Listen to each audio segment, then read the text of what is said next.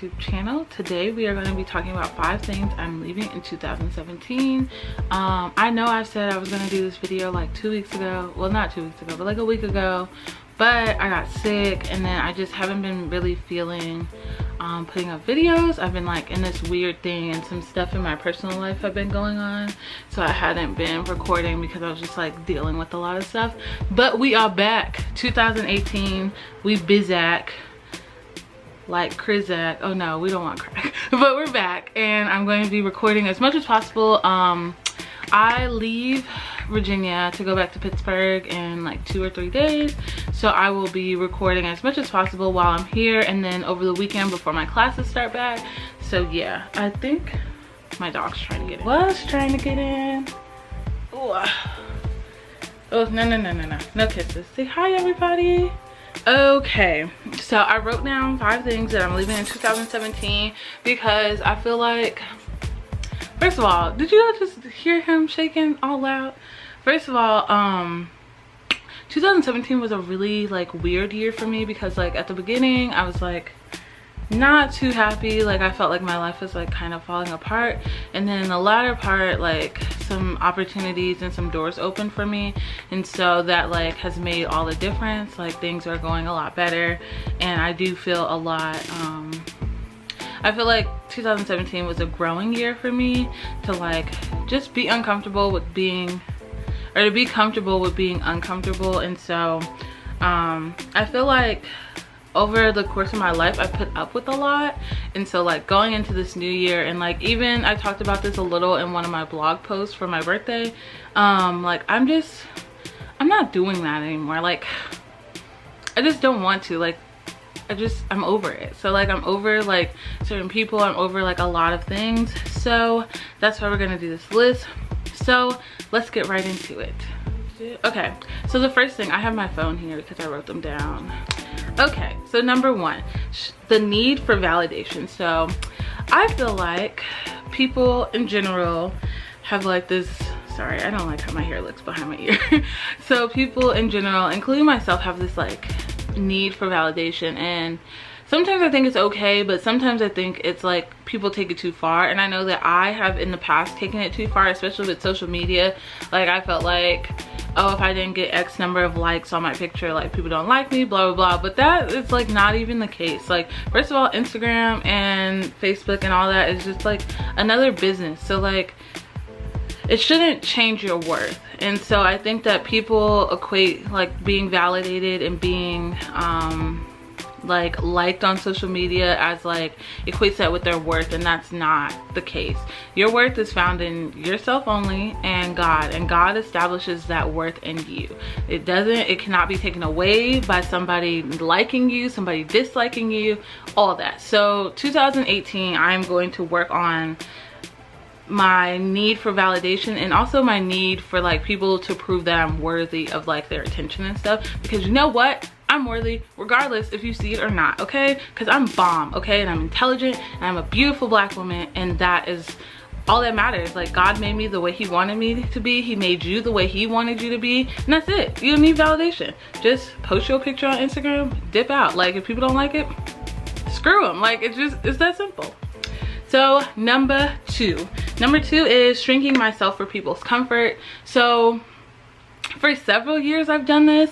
It's like I know I do it, and I do it like subconsciously, but I know I'm doing it because like all through high school and even in college a little, people be like, oh, you're so smart. I'm like, no, I'm just regular like you guys. Like I didn't want to be like that extra, like that extraordinary black girl just because she's smart. Like I just wanted to be really regular. And I mean, if you're extraordinary, like own that. Like I need to own how extraordinary I am. I know I'm intelligent, like I know I'm smart, but like I don't need other people to be like, oh, you're so smart. Because what happened in like middle school, high school, and college is like people found out that I was smart, and then they would use it. So they'd be like, oh, help me with my homework, help me with my papers, and I don't want to help nobody with none of that because I'm barely making it. So like, you know what I'm saying? And so like I feel like years I've been shrinking myself and making myself small to like not take up too much space in people's lives, and to make me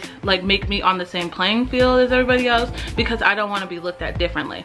But we are stopping that, because everybody's different in their own way for their own purpose. Like, God has made us unique in our own ways for a specific reason. So God made me smart for a specific reason.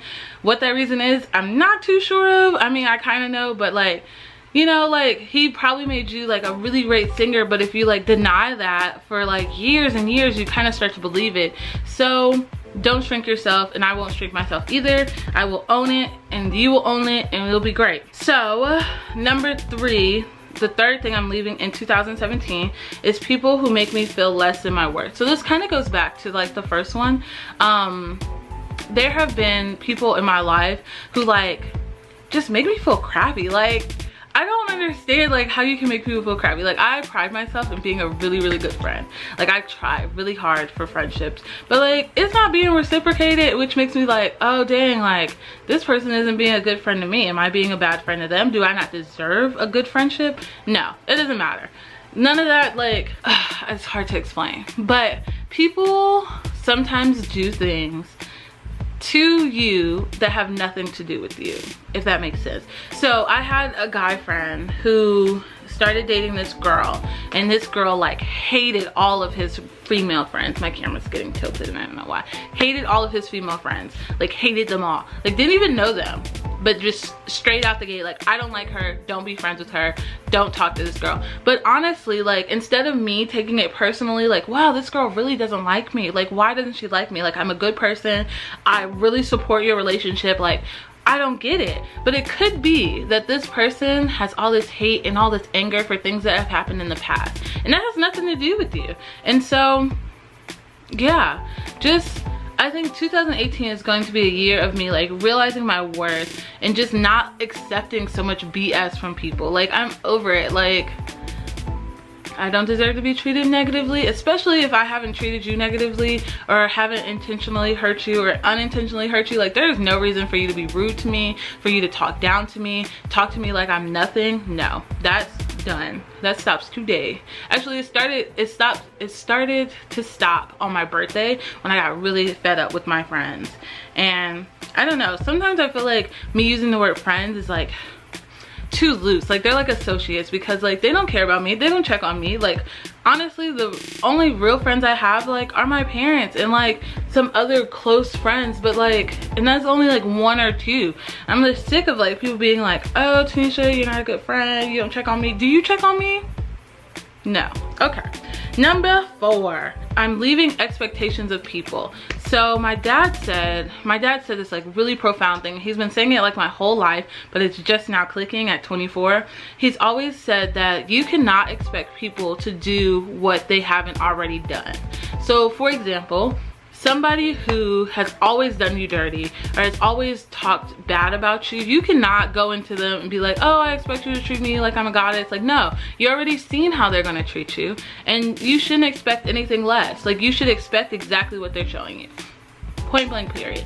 And it's a really hard lesson, because for me, I like to, this piece of freaking hair, I like to believe that people are like inherently good, and people don't intentionally hurt me, and people don't intentionally do mean things to me. However, if that's all you've shown me, like my entire friendship with you, like, I need to stop expecting you to get your stuff together and stop expecting you to treat me how I treat you, because that's not gonna happen. And it is what it is. And the last thing, number 5, the last thing I'm leaving in 2017 is negativity. Last year I started to like be more intentional about my space and who I talk to and like whose energy I'm receiving. And I found that some people in my circle are like really negative, like negative Nancy's all the time. And it really drains me. Like, even this last 2 weeks when I was going through this personal stuff, like, people were so negative, and I was like, whoa, this is like really, really draining. Like, my last 2 weeks of 2017 sucked because like people's negative energy, and like, it was just so terrible. And I'm like, I cannot bring that into this next year. I'm going to be more intentionally positive. I'm a generally positive person, but like sometimes people just like drain me, and I'm going to work on like protecting my energy and protecting my positivity, because just because you're not receiving my positivity, that's great. Like, just don't bring your negativity over around here, because I don't have time for it, and we're too old. Like, we're too old for this stuff, you know? So those are the 5 things I'm leaving in 2017. It's 2018 now. Happy New Year, and I hope you guys had a great New Year, great holiday. But yeah, so I will see you guys in the next video. Peace out, and I love you all so much. Bye.